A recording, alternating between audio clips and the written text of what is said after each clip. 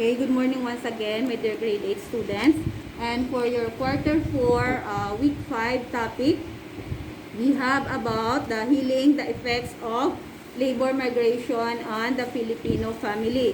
And we have here 3 competencies for this week, which is determine the effects of migration to the Filipino family.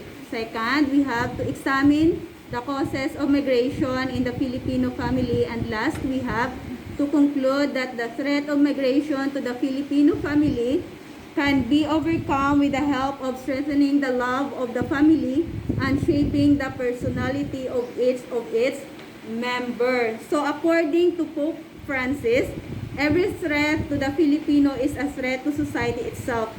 To protect your families, remember that the basic type of society is the family. So we are the first. If you have your own family, we are the basic society in our government. So here, about labor migration or overseas employment has become part of the culture of a Filipino families. For more than 4 decades, we have been exporting labor to foreign countries. Even internationally, the Philippines has often been praised for being a model of labor migration. It is estimated to close to 3,000 Filipinos live for overseas job daily. Imagine how many Filipino working abroad. We already have 3,000 in this survey. No, they leave their families just to work abroad. And one of the reason why some of our family members or some of the Filipino family work abroad because of the poverty. Maybe that is the very common reason for the Filipino who work abroad. Next, there are many in your class here, of course, in the grade 8 or here in the Brookside, who some of them, member of their family, choose to work abroad just to supply the basic needs or for the educational of their children. Because our salary here in the Philippines is not that compensated for the needs of their family, a reason why they need to work abroad because the value of the money is bigger compared for the peso value here in the Philippines. So in that case, they might be able to support the needs of their family even when it comes to the education of their children, right? So we have here the causes of Filipino labor migration. First, we have poverty. As what I've said, because of that situation, they tend to choose working abroad because of the level of their living, the poverty.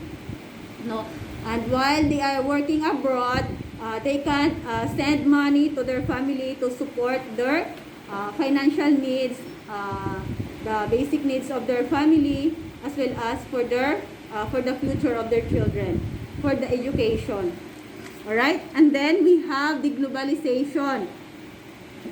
Globalization means it is described as the free flow of goods and capital among countries due to lowering of barriers to trade and investment across national borders that result in the expansion of global economy. That is the second reason or the cause why some Filipino tend to work abroad.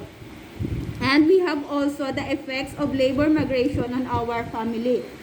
First, we have the economic effects.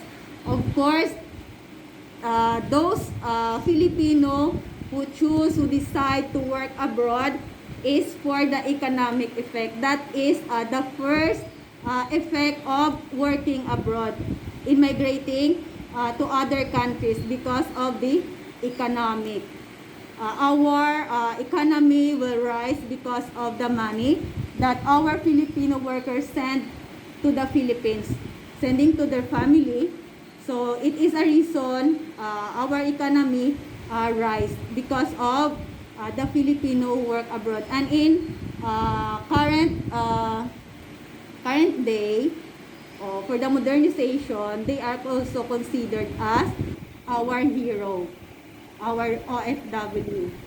Okay, because being a OFW is not that easy. It's very much challenging working with other race, working for the benefits of the other country, right? Then we have also here the social cost of the family.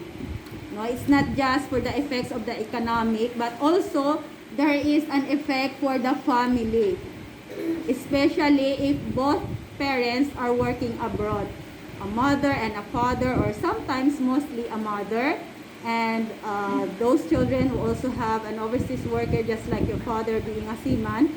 They are not physically, they are not present in their family, right? So there's also a cost or the effect for the family. We have here first a broken and dysfunctional families. So according to the report of the Philippine Star in the year 2010, for every 10 female household workers working abroad from 4 to 8 years old, about 6 to 8 of them have a broken family and dysfunction, which is true, diba? Some of the families become dysfunction because the presence of a mother is out for their children. The presence of the father is out from their children. So a reason why some of the member of the family working abroad have a broken family, but not all, some of them, because maybe there is a temptation from the side of a parent or for a mother working abroad, having another relationship with the other woman, no? A reason why communication is very important for those member of the family who work abroad, right? So we have also a poorly supervised children. This is very common for those mother working abroad because they are not that active in supervising their children physically. Though we have already gadgets, easy communication for the children is very accessible. No? They can have a video call, they can have a chat, monitoring for their children. But of course, sometimes the children, you need also to value and always show your love to your parents, especially for those who work abroad. You don't know how they feel, longing for their children. They are far away. So you need also to be responsible because the supervision of our parents, especially for those working abroad, is not that 100%. They have a job that need to attend. They have a responsibility there.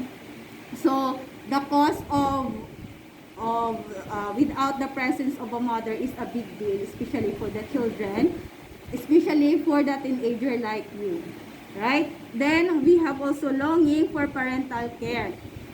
Of course, it is very very common for those children who long for their mother presence.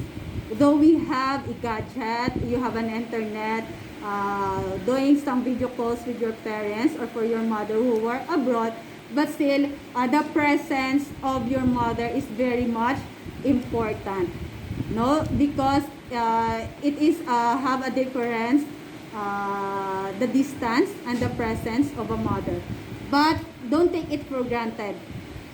Okay, a mother is a mother. The love of a mother to your children is always there. It might have the reason why they need to go abroad. It's because they are looking for a brighter future sa inyo. Okay? And then we have also the brain drain.